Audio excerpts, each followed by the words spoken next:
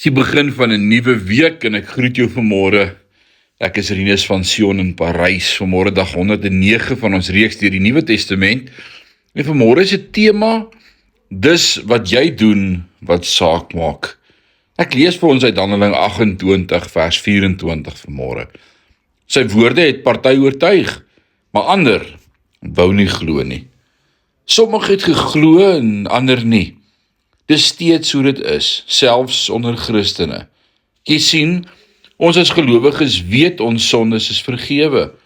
Ons weet Jesus is die Messias en dat ons binnekort saam met hom in die hemel sal wees. En tog kan ons intussen in erge situasies van depressie, nederlaag en wanhoop verkeer as gevolg van ongeloof. Die Bybel sê ons kan vol vertroue wees dat hy wat 'n goeie werk in hom begin het, dit sal volbring tot die dag van Christus Jesus. Hy sal voltooi wat hy begin het. Sommige Christene glo wat God sê en ander nie. Diegene wat dit nie doen nie, bevind hulself in wanhoop, nederlaag en ontmoediging. Jy sien, dis nie genoeg om net die skrif te ken nie. Dis nie genoeg om die woord te hoor nie. Dit is nie genoeg om net na Bybelstudie toe te kom nie. Jy en ek moet glo. En glo is nie die selfstandige naamwoord nie. Dit is 'n werkwoord.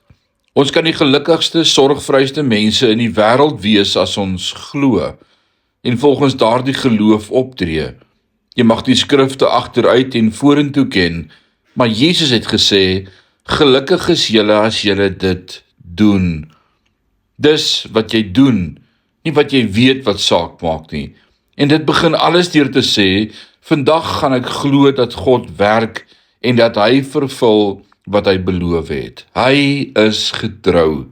Here, en ek sal vandag daarin leef.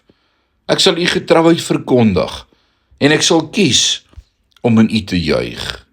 Kom ek en jy staan vandag vas in dit wat ons weet God vir ons beloof het. Die Here seën jou. Amen.